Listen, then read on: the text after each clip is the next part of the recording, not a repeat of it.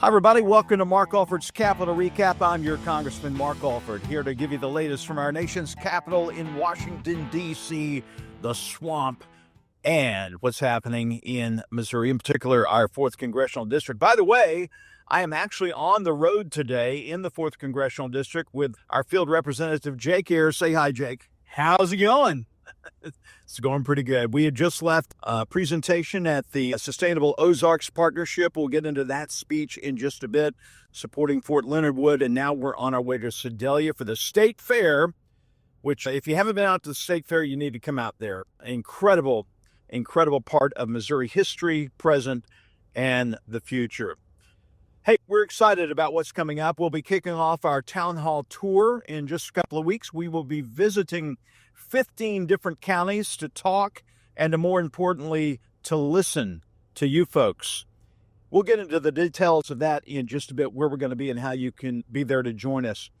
We want to start, though, with the latest from Washington, D.C. This week, President Trump delivered on his promise to make D.C. safe again. He took executive action to restore law and order to Washington. This is the first step to transform our nation's capital from a nightmare of murder and crime into the safest and most beautiful city in the world, in the words of our president. Folks, it's pretty simple. And if you haven't been there, you don't really realize just how bad it is.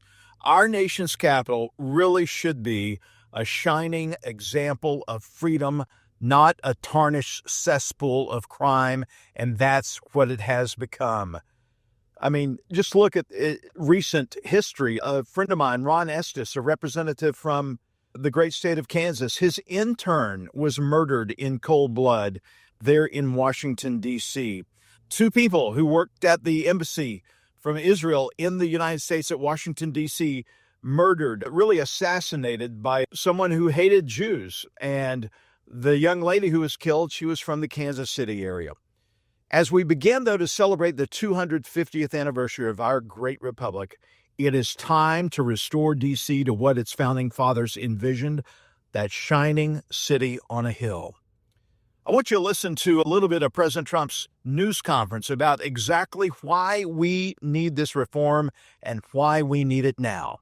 Days ago, a former member of the DOJ staff was savagely beaten by a band of roving thugs after defending a young woman from an attempted carjacking. He was left dripping in blood. He thought he was dead, with a broken nose and concussion. Can't believe that he's alive. He can't believe it.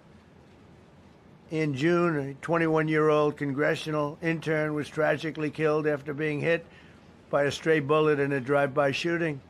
A former Trump administration official named Mike Gill, fantastic person, was murdered last year in cold blood in a carjacking blocks away from the White House. We all knew him. Great person. Waiting for his wife as she was walking to the car. A Democrat congressman was also carjacked at gunpoint not far from the Capitol. And in 2023, an aide to Senator Rand Paul was stabbed in the chest and head by a demented lunatic as he walked down the street, just absolutely for no reason.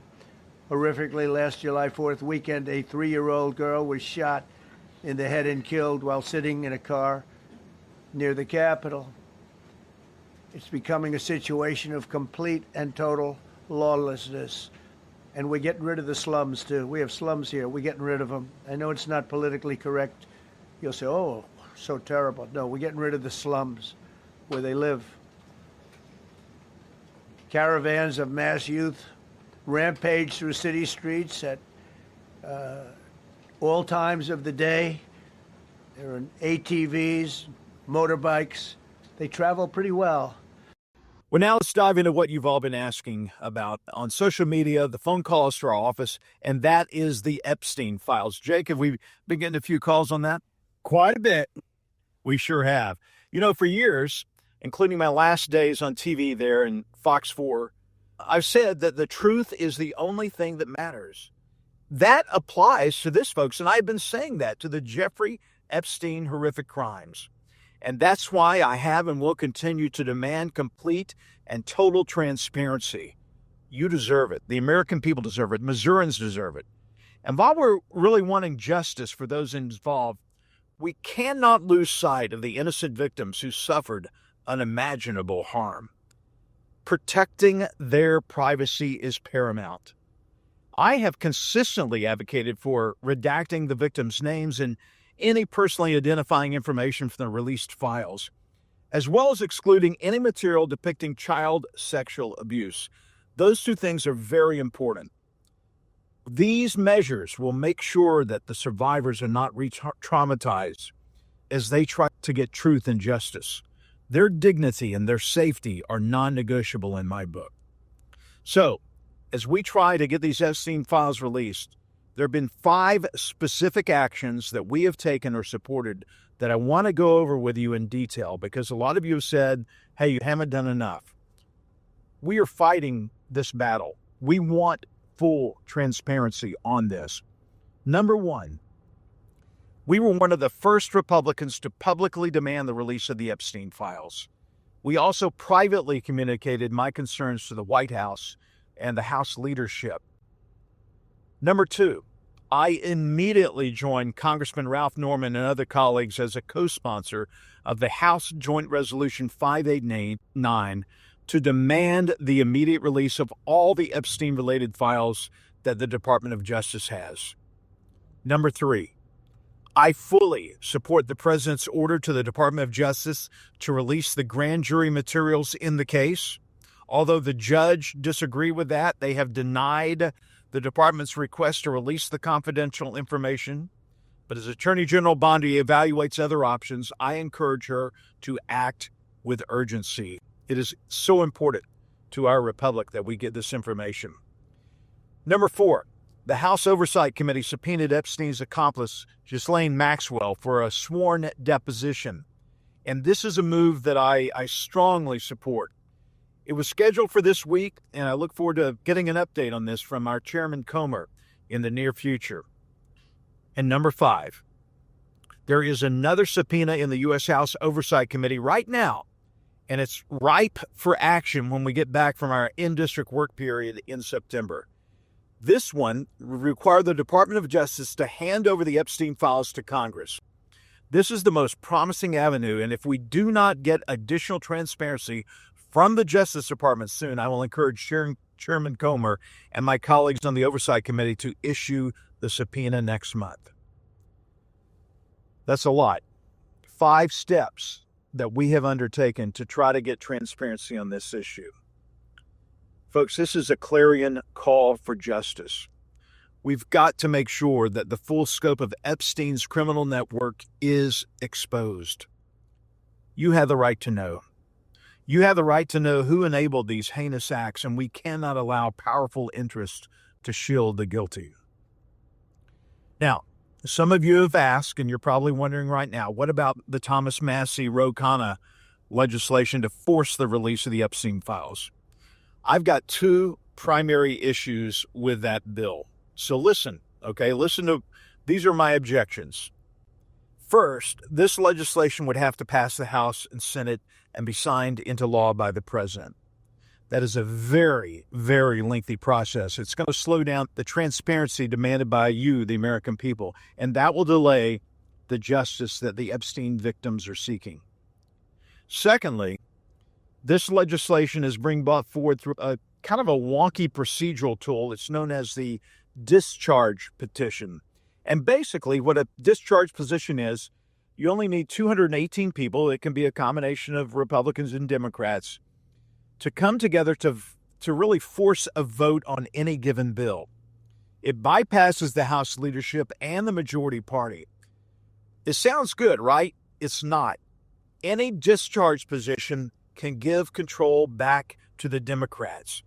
It risks handing the House floor over to Democrats and allowing them really a chance to inject progressive priorities. The same priorities rejected by you, the American people, in the 4th District last November.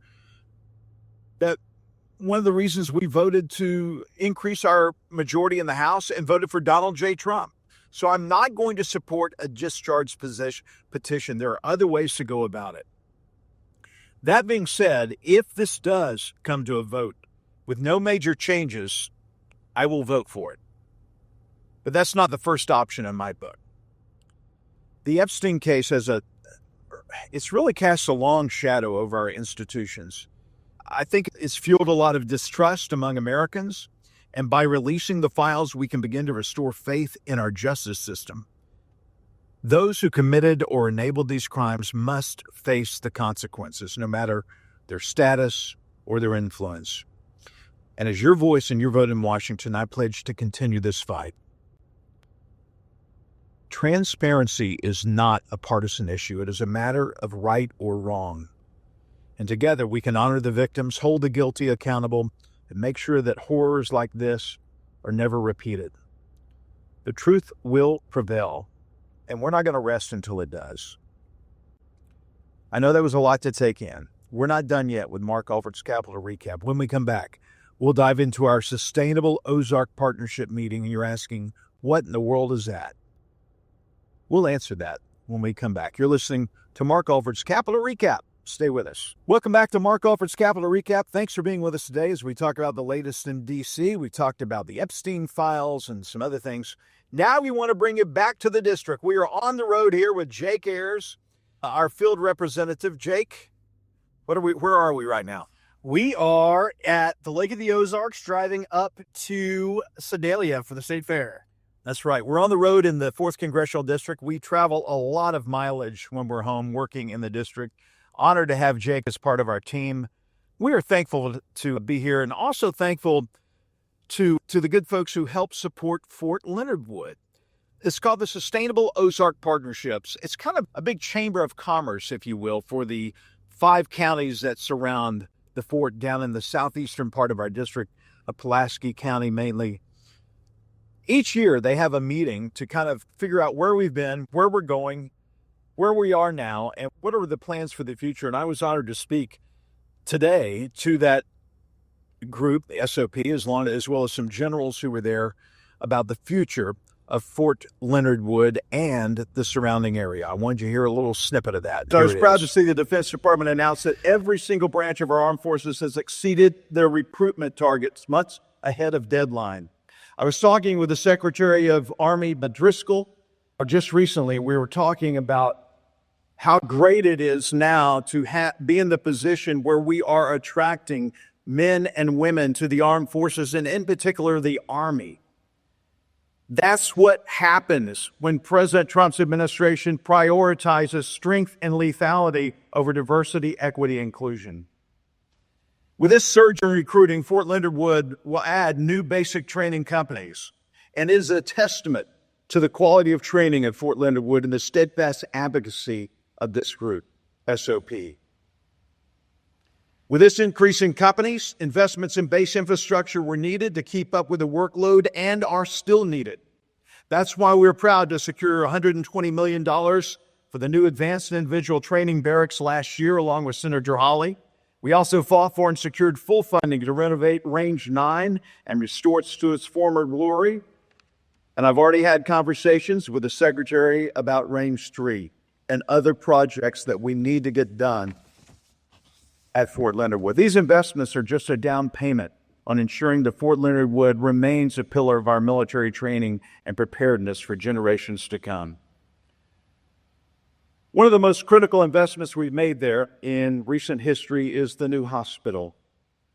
In 2018, Congress appropriated some $295 million to build the new hospital.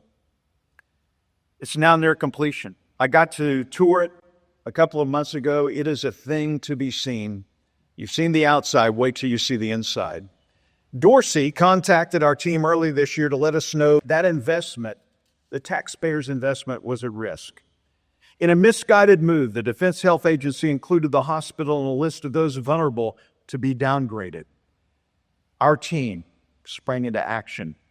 The new hospital will provide comprehensive inpatient and outpatient services, including emergency care, obstetrics, specialty treatments, critical care for more than 36,000 beneficiaries, 5,700 active duty personnel, 20,400 trainees, 3,500 retirees and their families. A DoD VA healthcare agreement also makes sure that veterans across 5 Missouri VA hospitals can access care here and reducing their travel burdens. This hospital will be a lifeline for Fort Leonard Wood's mission, its people, and a broader region. And that's why we have to make sure that it is never downgraded and fully sustained. We will not allow the new hospital to be gutted, nor its emergency rooms and inpatients care to be eliminated. It will remain a hospital. The chairman of the Armed Services Committee, Mike Rogers, has committed to coming down to see for himself, and he's going to fight personally to make sure that that happens as well.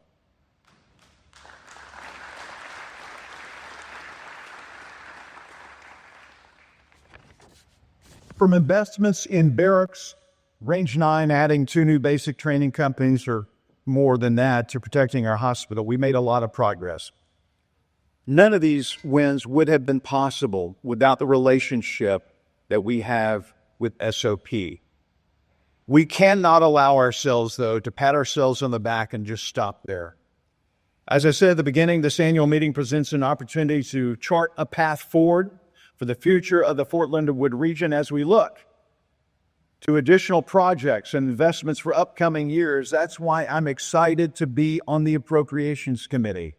I'm not on defense appropriations yet, but that's one of my goals. Because I realize, thank you, I realize the importance it means to us as a region and as a state to have someone on the Appropriations Committee bringing responsible, reasonable, rational projects back to Missouri to help turn the Show Me State into the Grow Me State.